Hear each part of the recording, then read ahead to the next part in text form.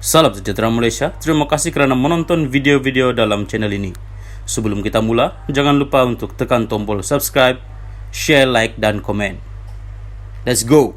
Salam sejahtera, salam perpaduan. Berita seterusnya dipetik dari FMT bertajuk UMNO mungkin merosot lagi kerana terus dikuasai Zahid, kata Dr. Mahathir. Berita penuh, kerusi UMNO pada pilihan raya umum akan datang mungkin merosot lagi kerana parti itu mengekalkan Zahid Hamidi yang sedang dibicarakan kerana rasuah, kata bekas Presiden Dr. Mahathir Mohamad. Sambil menunjukkan turun naik kerusi parlimen yang diperoleh UMNO sejak PRU 2004, Mahathir menyimpulkan prestasi UMNO menurun apabila Presiden parti itu didakwa menyeleweng.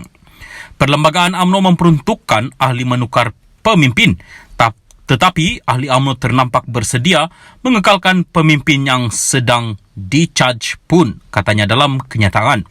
Mahathir berkata sejak PRU 2004, prestasi UMNO menurun sepanjang masa daripada 109 kerusi ketika itu kepada 79 PRU 2008, daripada 88 PRU 2013 kepada 54 PRU 2018 dan akhirnya 26 pada PRU lepas. Sebelum skandal 1MDB, UMNO pulih sedikit dengan kemenangan 88 kerusi dalam PRU 13, katanya, sambil mengingatkan UMNO ketika itu menukar pemimpin. Namun, UMNO hanya meraih 54 kerusi pada PRU seterusnya susulan skandal 1MDB tambahnya. Mahathir berkata, UMNO terus dikuasai oleh Presiden yang sedang dibicara kerana rasuah, susulan keputusan Perhimpunan Agung UMNO untuk tidak dipertandingkan jawatan Presiden pada pemilihan akan datang. Sekarang Presiden UMNO sedang hadapi charge. Apakah ahli UMNO akan terus sokong UMNO? Soalnya, Mahathir berkata demikian meskipun UMNO ketika ini bersama Kerajaan Perpaduan yang dipimpin Anwar Ibrahim yang menyaksikan Zahid dilantik sebagai timbalan Perdana Menteri. Salam sejahtera dan selamat tengah hari kepada semua pendengar berita panas dan terkini dari Mahkamah. Cubaan kedua, Najib batal sabitan kes SRC di Mahkamah Persekutuan. Berita penuh, Najib Razak akan mempunyai peluang rayuan kedua di Mahkamah Persekutuan untuk membatalkan keputusan bersalahnya serta hukuman penjara 12 tahun dan denda RM210 juta ringgit dalam kes SRC International. Mahkamah Persekutuan sebelum ini menetapkan hari ini, Khamis, serta Jumaat minggu ini dan 26 Januari untuk mendengar semakan oleh bekas Perdana Menteri dan Menteri Keuangan itu. Bagaimanapun, 10 Januari dilaporkan bahawa Mahkamah Negara paling tinggi itu telah mengosongkan tarikh 21 dan 26 Januari kerana ahli panel mempunyai kes lain untuk dibicarakan pada tarikh tersebut. Najib memohon korum mahkamah tertinggi yang berbeza daripada yang diketuai oleh Ketua Hakim Negara Tengku Maimun Tuan Mat yang pada 23 Ogos tahun lepas menolak rayuannya untuk membatalkan sabitan hukuman penjara dan denda. Kes itu melibatkan 1 pertuduhan salah guna kuasa, 3 pertuduhan pecah amanah jenayah CBT dan 3 pertuduhan pengubahan wang haram membabitkan RM42 juta dana daripada SRC International. Najib ketika ini sedang menjalani di penjara Kajang dan dia juga sedang mengusahakan jalan lain di luar badan kehakiman seperti petisyen untuk pengampunan diraja serta petisyen kepada Pertubuhan Bangsa-Bangsa Bersatu berhubung dakwaan penahanan sewenang-wenangnya. Menurut salinan notis usul semakan, bekas ahli parlimen pekan itu juga menyasarkan keputusan Mahkamah Persekutuan yang menolak 3 permohonan interlokutorinya. Salah satunya ialah permohonan Najib untuk menarik balik Hakim Perbicaraan Muhammad Nazlan Muhammad Ghazali daripada kes SRC International dan membatalkan keseluruhan perbicaraan. Kedua, ialah usaha Najib untuk menangguhkan pendengaran Mahkamah Persekutuan berhubung rayuannya bagi membenarkan pasukan peguamnya membuat persediaan bagi kes itu. Dan ketiga ialah permohonan untuk menarik balik Tengku Maimun daripada mendengar rayuannya.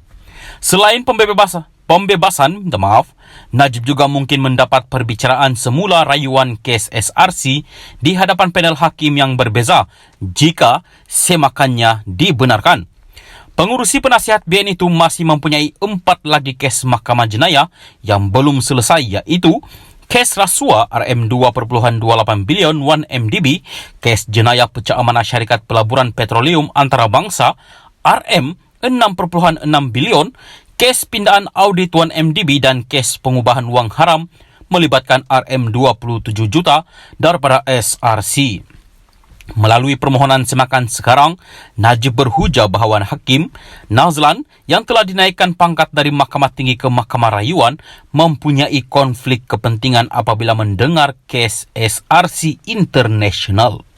Antara lain, Najib mendakwa Nazlan sedar bahawa Maybank Investment, satu entiti kumpulan Maybank, dan Bina Fikir, satu lagi entiti kumpulan Maybank, yang memberikan nasihat kepada syarikat pelaburan negarawan MDB dalam perkara yang berkaitan dengan penubuhan SRC antarabangsa.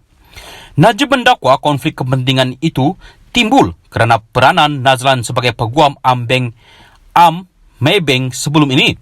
Ini termasuk tuduhan bahawa Nazlan mempunyai kawalan undang-undang, penyeliaan dan pengetahuan mengenai pinjaman RM4.17 bilion yang diberikan daripada bank kepada 1MDB Energy, anak syarikat 1MDB.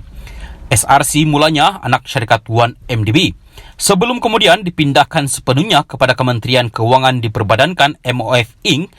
MOF Inc. juga merupakan pemilik 1MDB sepenuhnya.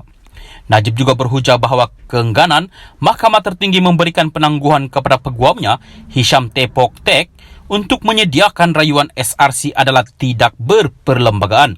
Didakwa melanggar perkara 5 Perlembagaan Persekutuan.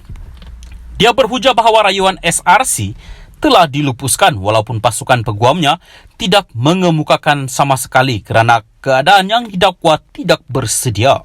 Pasukan peguam Najib yang melibatkan Hisham antara lain mengambil ahli daripada peguam terdahulu yang diketuai Muhammad Syafi'i Abdullah pada Julai untuk rayuan SRC. Bagaimanapun, bagi permohonan semakan kehakiman ketika ini, firma guaman Syafi'i adalah yang memfailkan rayuan bagi pihak Najib. Najib pertama kali didakwa di Mahkamah Session Kuala Lumpur pada pertengahan 2018 dan kes SRC kemudiannya dipindahkan ke Mahkamah Tinggi.